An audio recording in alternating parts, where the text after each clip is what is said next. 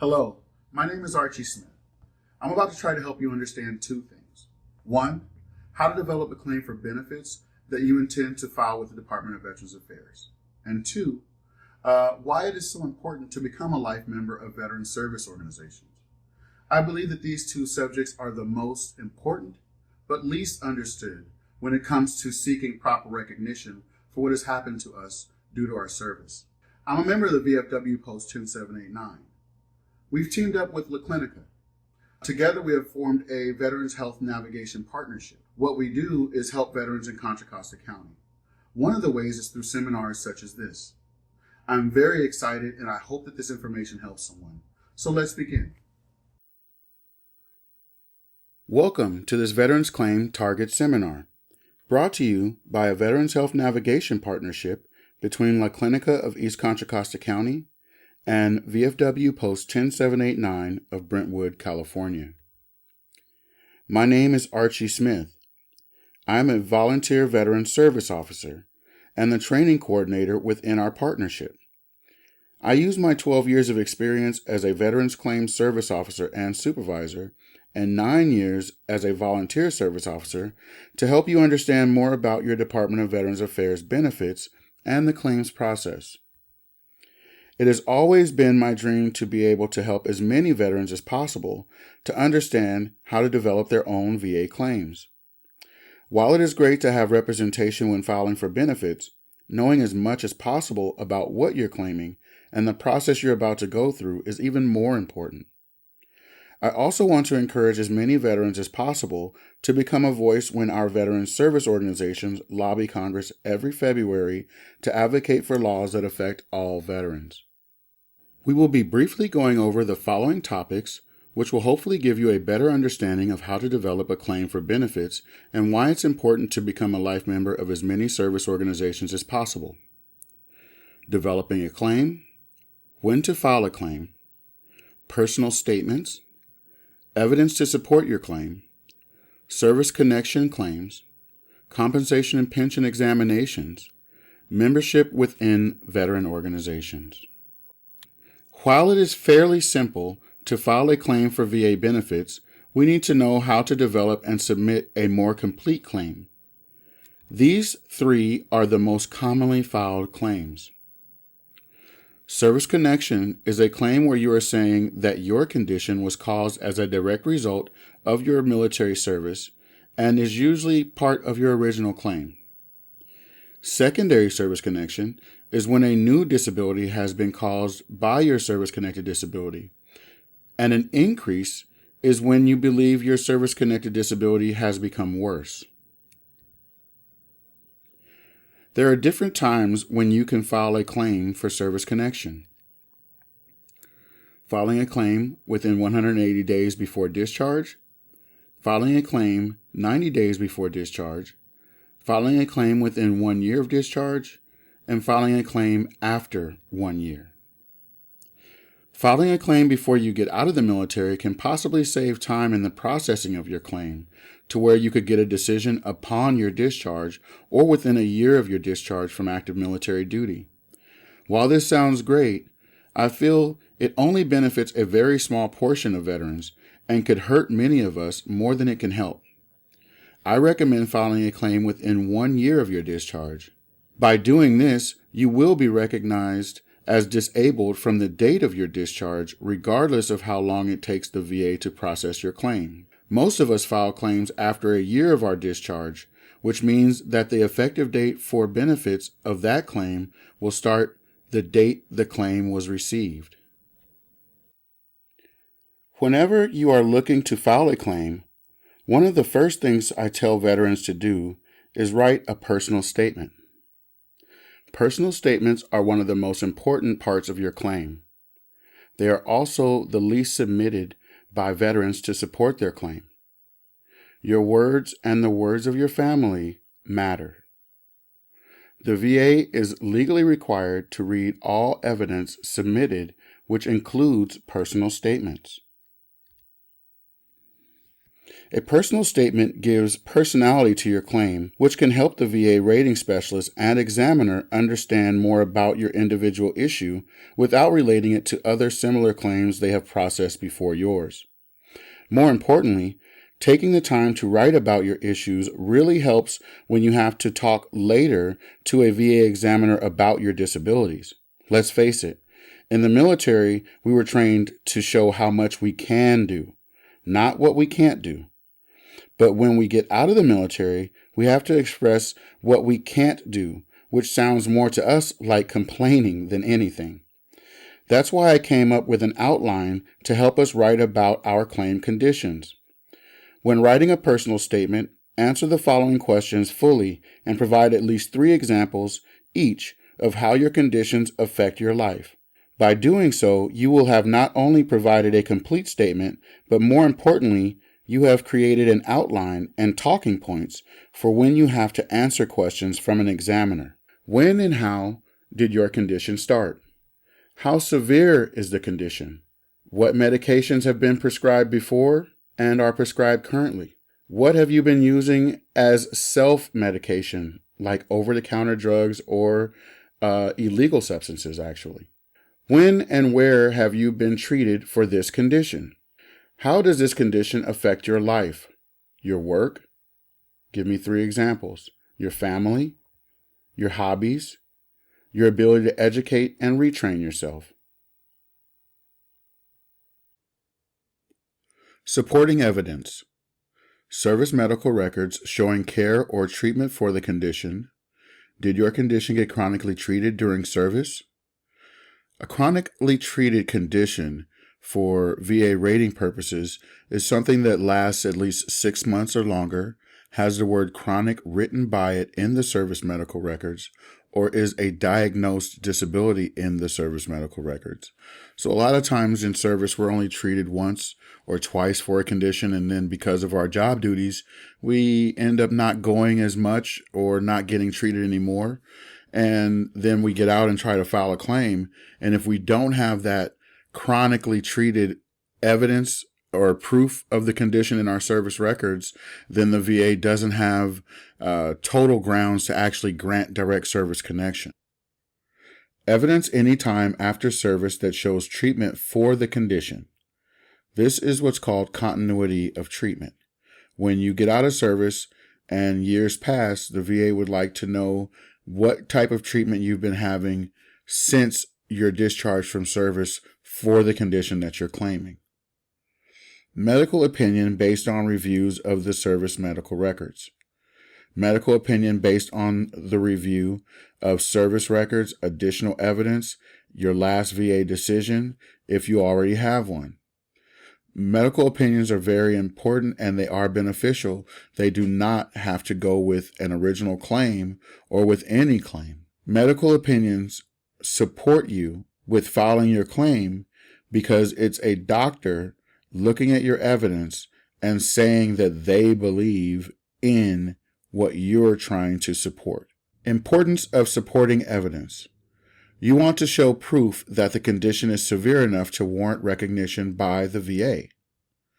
0% is a rating and a very important one. Let's look at that real quick. A 0% rating is when the VA says that your condition is related to service. It happened during service and we're granting it. However, we gave you an examination and based on the exam results, your condition was not severe enough to receive a compensable rating. That is what a 0% rating is. That does not mean that your condition is not granted when you receive a decision that says 0%. It actually means that it is granted. It means that you actually get free medical treatment and medications for that condition. However, they won't give you any compensation until the condition becomes more severe on a VA compensation and pension exam. The more you know about your evidence, the easier it is for you to explain and support yourself. And that's the biggest thing, is when you have to go to a compensation and pension exam, everything we just talked about as far as how to support yourself, how to write a statement, how to actually get evidence how to get a medical opinion.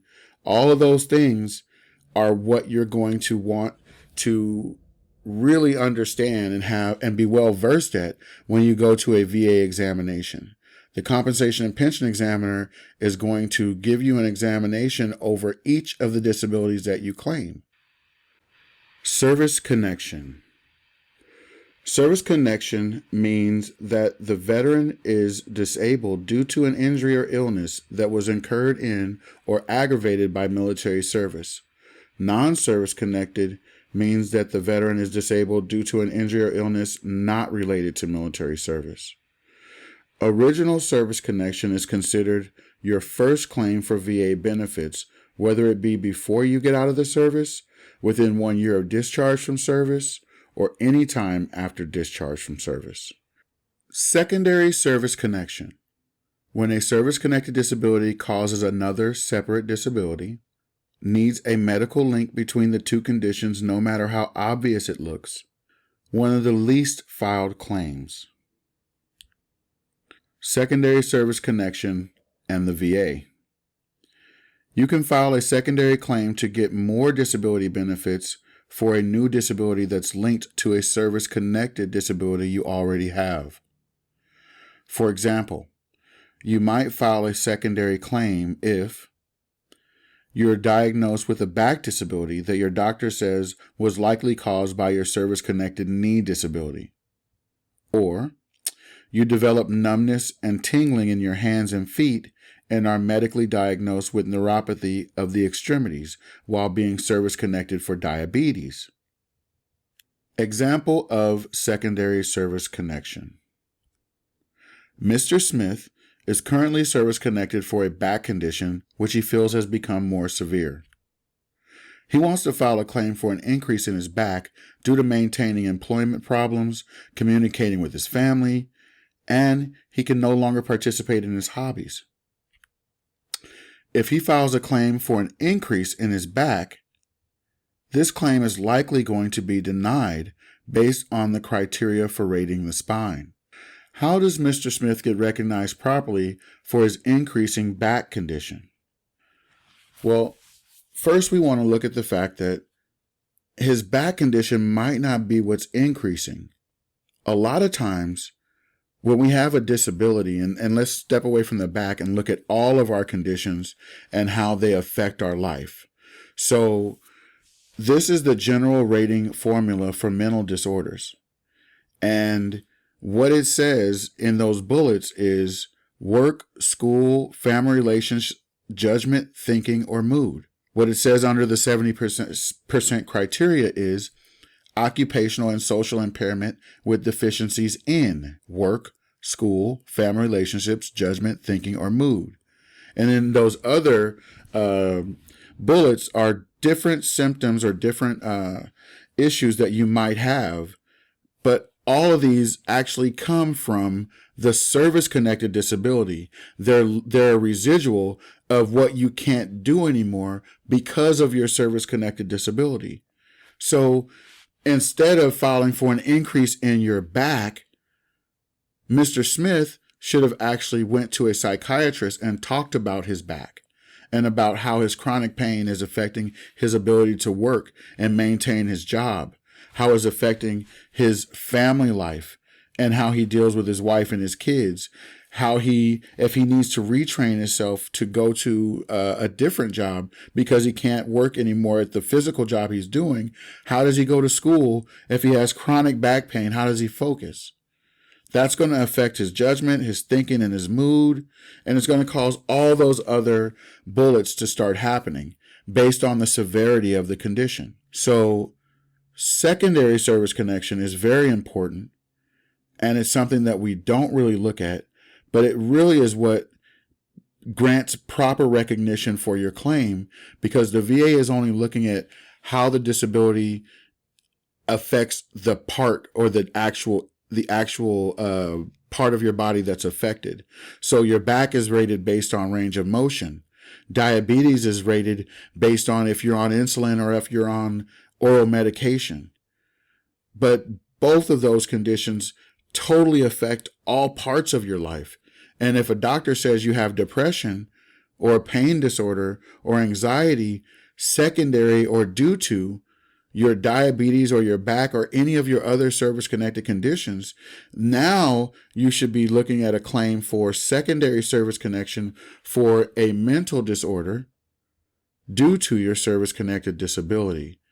And the rating criteria that I'm showing you right now is 70%. So you could get 70% for having these symptoms and have a 30% or 20% service-connected back or 20% service-connected diabetic condition. Increase. This claim is filed when you believe the current service-connected condition has increased in severity based on current medical evidence. Specific rating criteria must be met to warrant an increase regardless of your increasing disability. VA compensation and pension examination is usually what is sent to the VA rating specialist to determine if the condition meets the criteria for an increase. So when you file for an increase, you're basically going to be set for a VA compensation and pension exam.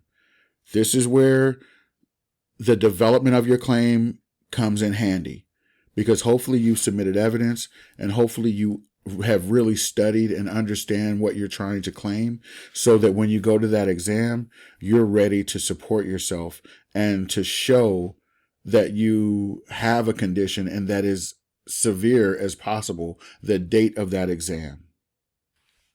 Compensation and pension examinations. This is the most important process in your VA claim. VA doctors or contracted doctors must examine you over the conditions of your claim. VA examination can be any length of time. VA examinations are used to determine the current severity of your claimed condition. You must be able to display your condition at its most severe level during the C&P examination. Now, what does that really mean? Well, your records are going to be there. The examiner is going to review them all. They're going to see you, and then they're going to make an opinion. They're also going to see several other veterans likely that day and do other examinations over several other disabilities. If you're not representing yourself properly, what I mean by that is showing your disability at its most severe level at the exam, how do you expect that doctor to really properly write and support you? They support you by you supporting yourself and being prepared for the examination as best as possible. So if the VA decision comes back and it's unfavorable, you're not going to sit back and say, I really didn't do what I was supposed to do at the exam. I feel like if I would have known that they were going to ask me all that stuff, then I should have been better or would have been better prepared. And that's the last thing you want to feel when you get a decision that's not favorable to you.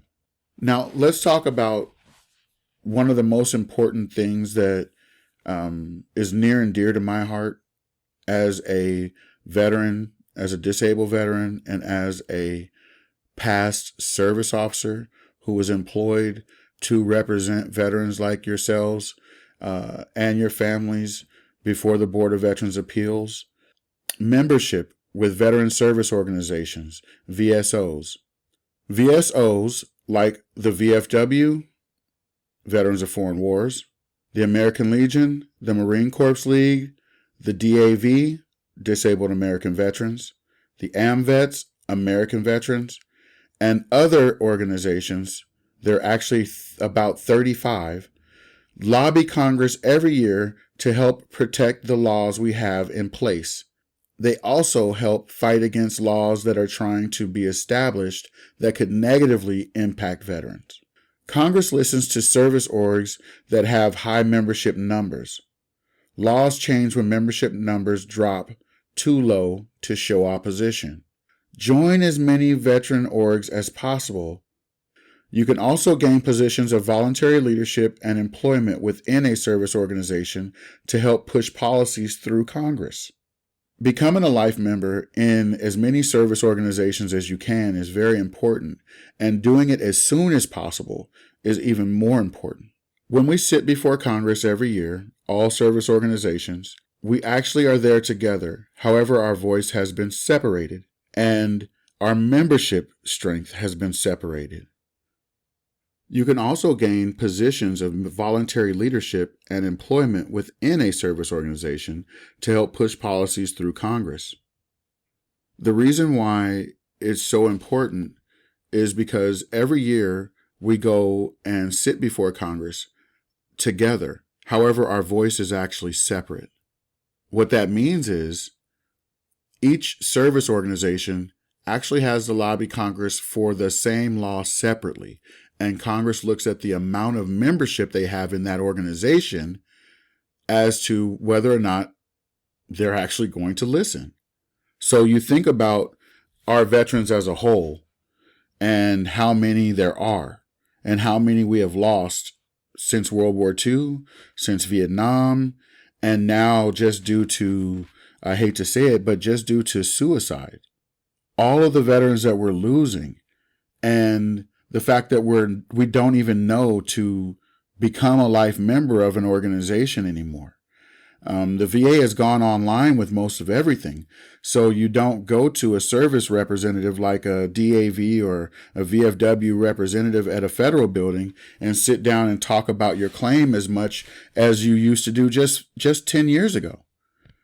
That person would have helped you and then would have talked to you about membership in these organizations. And then you would have said, oh, you know what? I got my claim granted. I got help. Maybe I will join these people and just this group and this organization and see what they're all about.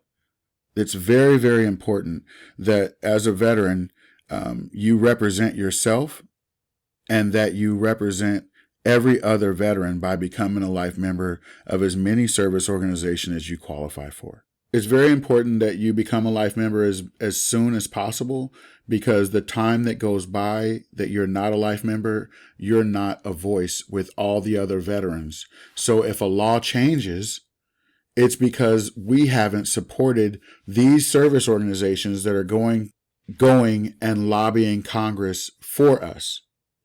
So they look at that 70% criteria for rating mental disorders and say, you know what, that rating is just way too high. We need to change that. If there's not enough members in these service organizations, that actual rating can be changed. That has happened before. They did it with the back condition in 2003, and they did it with the skin in 2003. They actually changed the rating criteria to where it was more severe and it was much harder to obtain an increase or even service connection for the back and the skin. And we don't want that same thing to happen to any new benefits or any old benefits that we have right now. And in closing, I'd like to share with you some resources and like to say thank you all for your service. And if you're not a veteran, thank you for caring enough for a veteran. Thank you for your time. I really hope that this information has helped you. Or you know someone that this information can help and you share it with them. Thank you for your service to our country. And if you have not served, thank you for caring for those who have.